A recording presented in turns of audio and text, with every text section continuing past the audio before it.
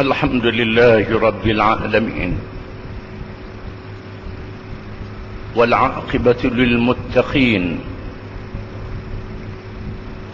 ولا عدوان إلا على الظالمين. أشهد أن لا إله إلا الله وحده لا شريك له، له الملك وله الحمد يحيي ويميت، وهو على كل شيء قدير. وأشهد أن محمدا عبده ورسوله، أرسله الله بشيرا ونذيرا بين يدي الساعة، فأدى الأمانة وبلغ الرسالة ونصح الأمة، وجاهد في الله حق جهاده. اللهم صل وسلم وبارك على حبيبنا وشفيعنا وقدوتنا وأسوتنا محمد، نبي الرحمة وشفيع الأمة، وعلى آله وصحبه ومن تبعه ونصره ووالاه. أما بعد، فيا عباد الله، اتقوا الله وتزودوا فإن خير الزاد التقوى، فقد فاز المتقون. Wahai hamba-hamba Allah, bertakwalah kepada Allah dengan mengikut segala perintahnya dan meninggalkan segala larangannya, dan carilah bekalan, yakni bagi menghadapi kehidupan di dunia dan hari akhirat. Maka sesungguhnya sebaik-baik bekalan ialah bertakwa kepada Allah. Maka sesungguhnya berjayalah orang-orang yang bertakwa kepada Allah. Seterusnya, marilah kita mengambil pengajaran peristiwa hari kiamat yang diberitahu oleh Al-Quranul Karim. Peristiwa yang wajib kita percaya dan beriman kepadanya,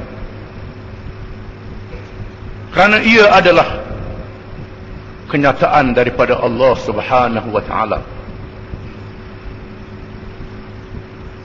menceritakan perbualan ahli neraka pada hari kiamat kelak, apabila orang-orang yang beriman ditempatkan di dalam syurga yang penuh dengan nikmat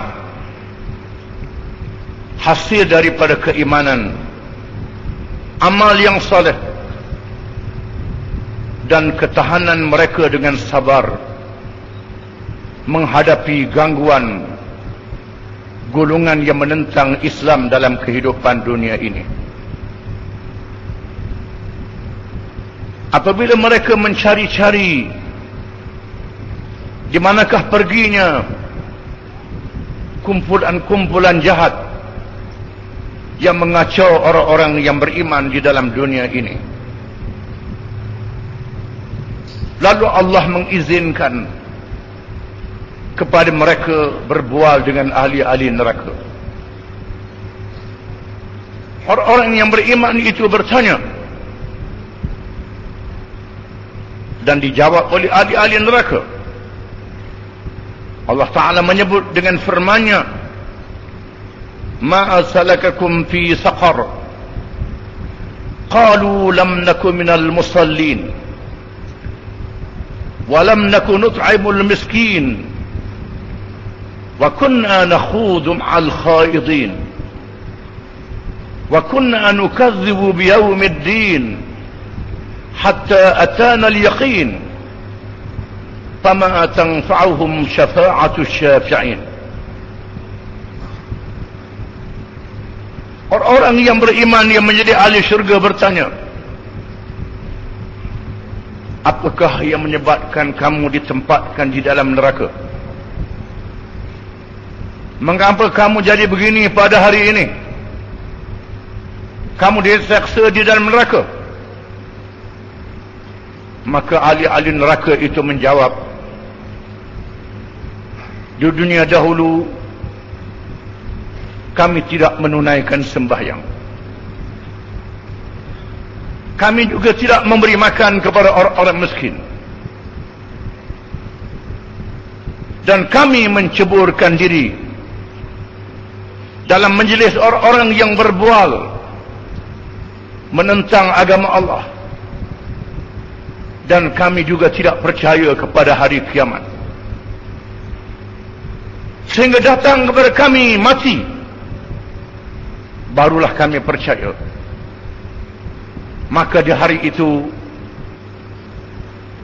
tidak ada peluang lagi untuk mereka mendapat syafaat dan pertolongan bagi melepaskan diri daripada api neraka. Allah Subhanahu wa taala menyatakan sebab-sebab golongan yang derhaka itu dihumbankan ke dalam neraka, kerana mereka tidak menunaikan sifat orang-orang beriman yang sebenar, sifat orang-orang yang percaya dalam arti kata yang sebenarnya kepada Allah dan Rasulnya sallallahu alaihi wasallam. Di antara sifat orang-orang yang beriman itu ialah mendirikan sembahyang. Sembahyang yang merupakan hubungan orang yang beriman dengan Allah Subhanahu wa taala, yang diwajibkan sekurang-kurangnya 5 kali sehari semalam, menunjukkan betapa menunaikan sembahyang itu mempunyai kaitan yang rapat dengan keimanan seseorang. Kerana menunaikan sembahyang adalah tanda hubungan yang baik dengan Allah Subhanahu wa taala, tanda kepercayaannya kepada Allah,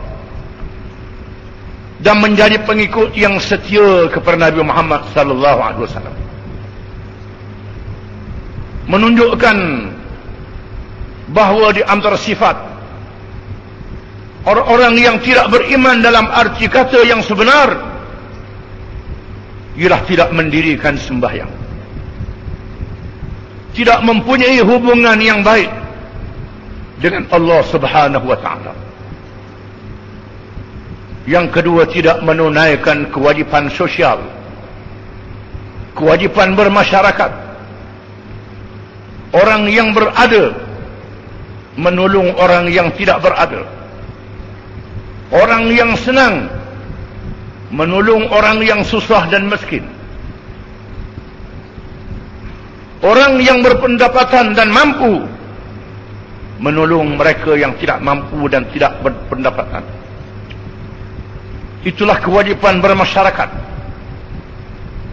yang dinyatakan oleh Allah Subhanahu wa taala secara wajib kepada orang-orang yang beriman.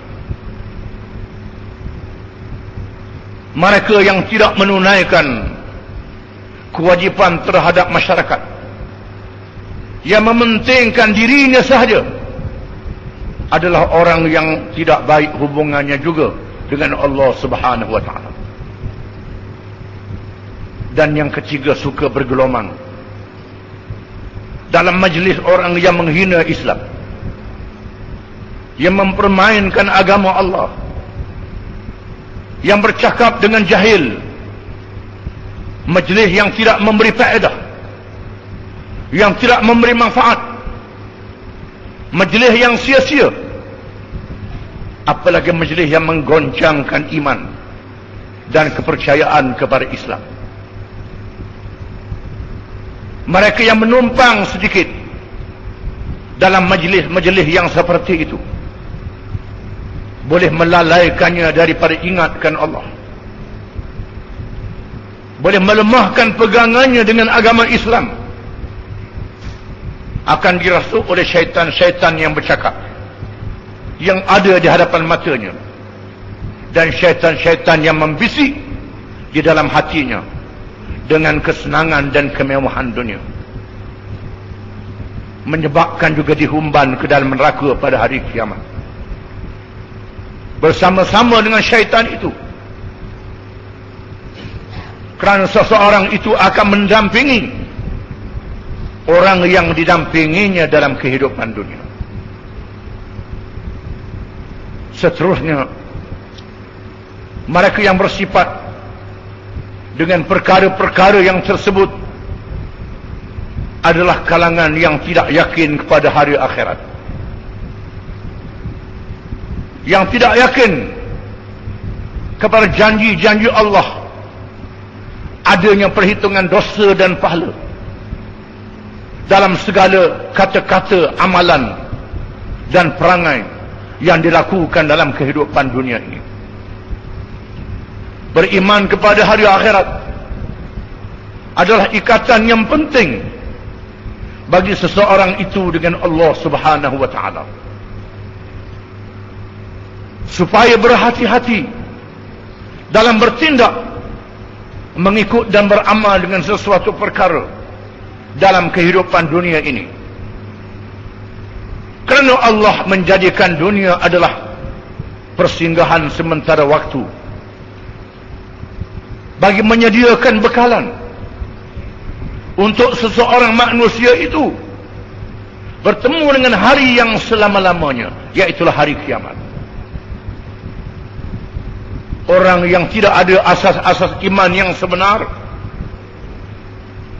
yang melakukan perkara-perkara yang menunjukkan dirinya tidak percaya dan beriman kepada Allah dan Rasulnya sallallahu alaihi wasallam, tidak meyakini janji Allah dan janji Rasulnya sallallahu alaihi wasallam, adalah orang-orang yang tidak layak menjadi umat Muhammad sallallahu alaihi wasallam, yang tidak layak mendapat syafaatnya pada hari kiamat kelak. A'udzu billahi minasy syaithanir rajim. Kaifa takfuruna billahi wa kuntum amwatan fa ahyaakum thumma yumitukum thumma yuhyikum thumma ilaihi turja'un. Bagaimana kamu boleh jadi bersikap kufur terhadap Allah padahal kamu dahulunya tidak ada langsung, lalu Allah mengada dan menghidupkan kamu, kemudian dia mematikan kamu, kemudian dia menghidupkan kamu semula, kemudian kamu dipanggil balik kepadanya untuk menghadapnya pada hari kiamat. Barakallahu li wa lakum fil kitab was sunnah wa nafa'ani wa iyyakum bil ayati wal hikmah. Aqulu qawli hadha wa astaghfirullah al-azim li wa lakum wa li sa'iril muslimin wal muslimat innahu huwal ghafurur rahim.